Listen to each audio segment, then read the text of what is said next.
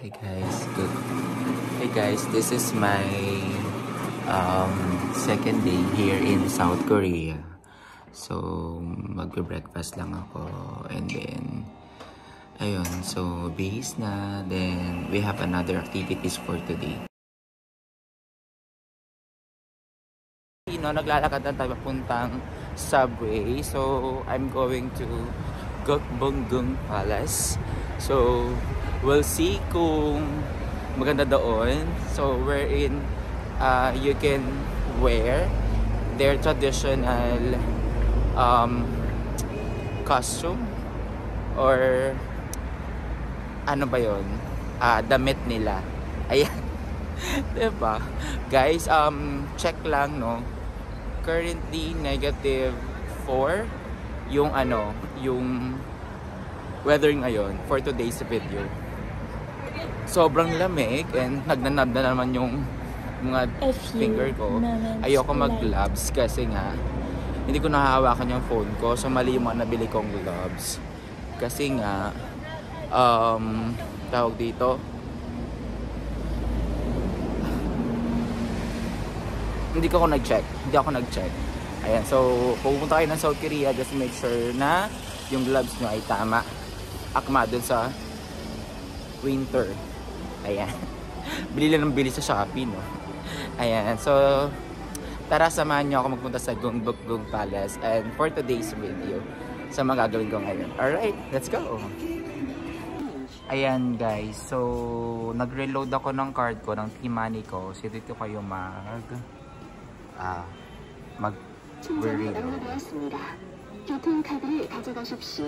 Ayan.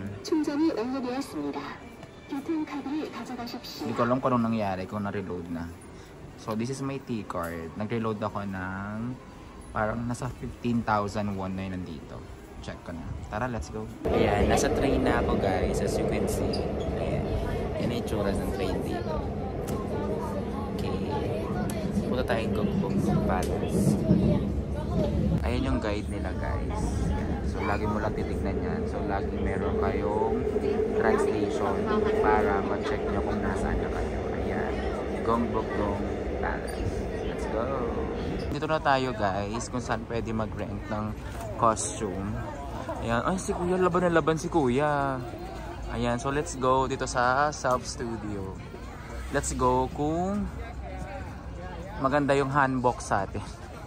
Ayan. For one day, 50% off, 9,900. English. Ayan. Oh, ang cute naman ni Kuya. I love it. Guys, so nakahangbok na tayo. So let's go. Pasok na tayo sa palasyo ni Jumong. Ayan. Ayan, nasa loob na tayo ng palasyo guys. Ayan.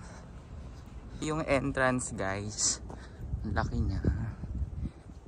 Dito pa si Jonghyun. So yan ang itsura nung palace. Ayan. Ayan guys, so may mga nagbabantay dito sa aking palasyo. As you can see. Yan, 'di ba? Ang bongga. Guys, nagalaw pala sila. Akala ko hindi sila nagalaw. Ay, ang bongga. Ay, may pag-rotate. Taray.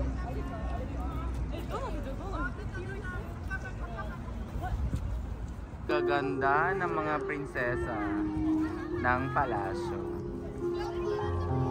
Ayan, so ibabalik ko na yung nirent kong costume guys. Ayan, so back to tayo, slave. Charot.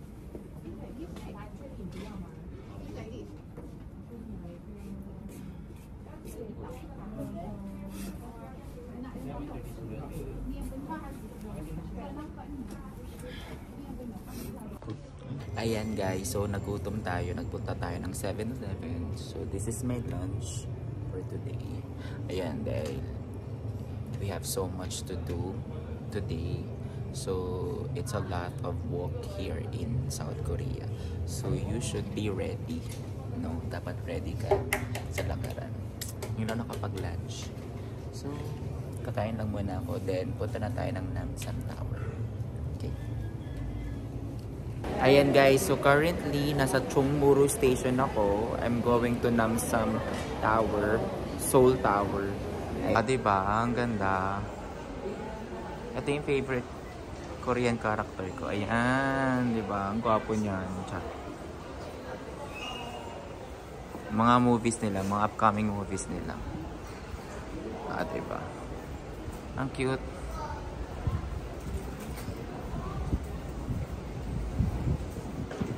Kung gusto niyo ito makita, dito lang to sa may Chungmuru Station. Ayan. So, lalabas tayo doon ng exit number 2. So, ayun yung number 2. Doon. Let's go! Ayan guys. So, from Chungmuru Station, nagbus ako going to Namsan Tower. Ayan. So, makinapabaliwan namin sa Pinas. Ay, sorry. Ayan guys, K-pop center. So, last station na lang tayo, Namsan Tower na. Guys, nasa Namsan Tower na tayo. So, ito yung pabalik. Kaya sila nagkakagulo, pabalik yan mga yan. Diba? Sobrang taas na natin guys. Ang lamig dito, sobra. Ayan. Going here is bus from Chungmuru Station. Ayan guys, so finally, nandito na tayo sa Namsan Tower or Seoul Tower. As you can see, no, ang daming padlock dito. Sana sila nagkatuluyan, no? Kung sila nagkatuluyan, ilagay ko yung asya dito. Char. Ayan.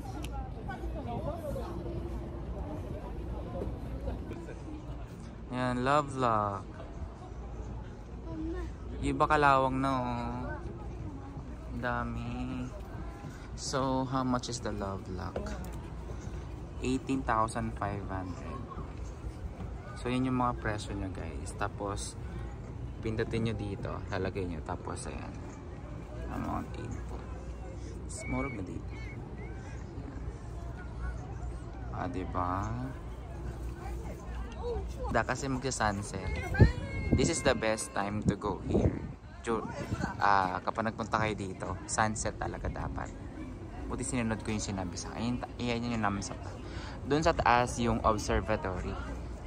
Ayan. Nakikita nyo buong 360.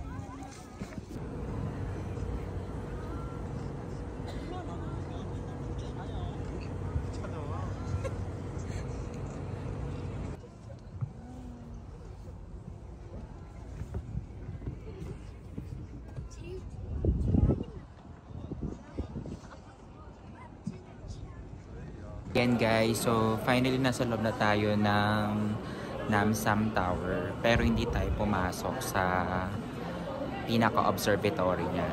Okay, kasi nga bukod sa mahal, sinearch ko, hindi naman medyo worth it yung yung makikita. Though nakita ko naman siya na dito sa may Seoul Plaza Tower, dito sa labas lang nito makikita mo yung mga may love locks. So, dun palang maganda na yung tanawin. So, I decided not to go up na lang.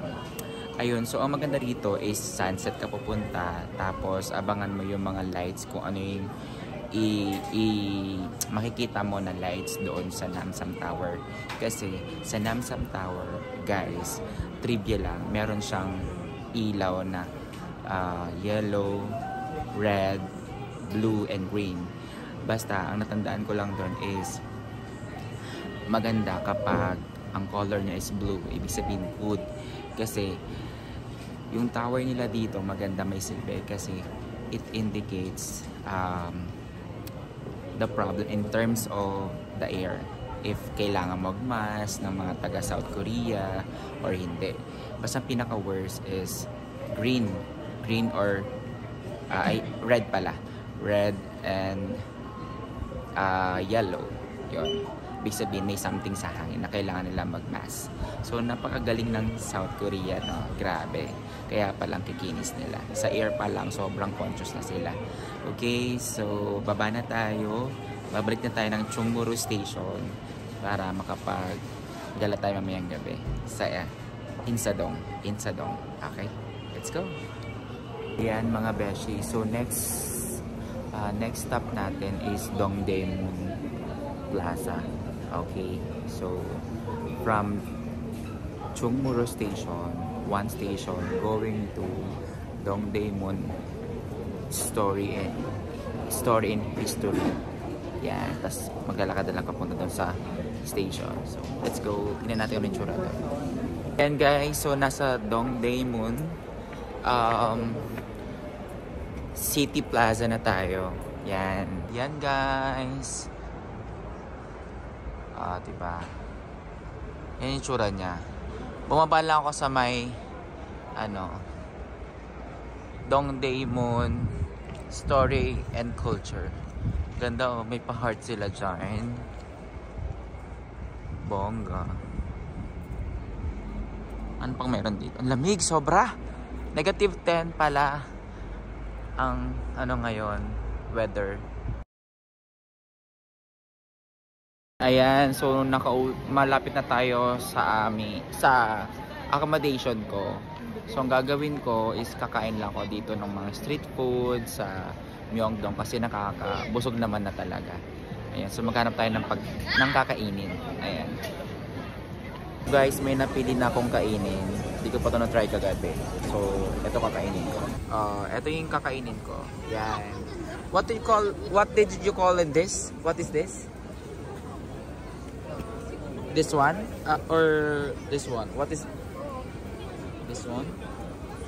No seafood? No seafood. I don't eat seafood. This one is good. Okay. One only. Ayan, let's try natin. Try natin to. Ayan. Masarap. Try natin.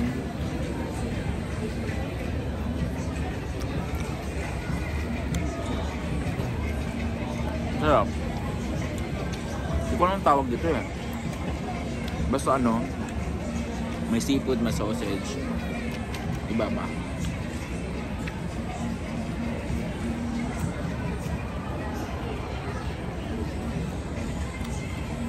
Dumilid ako kasi napapagod talaga sa kadalang pa ako.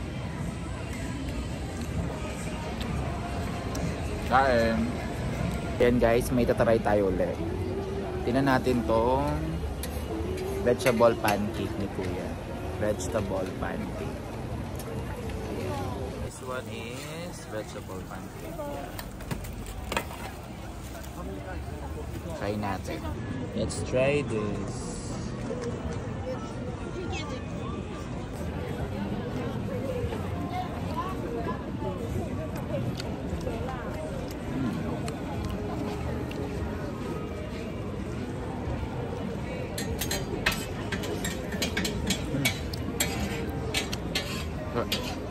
Sarap.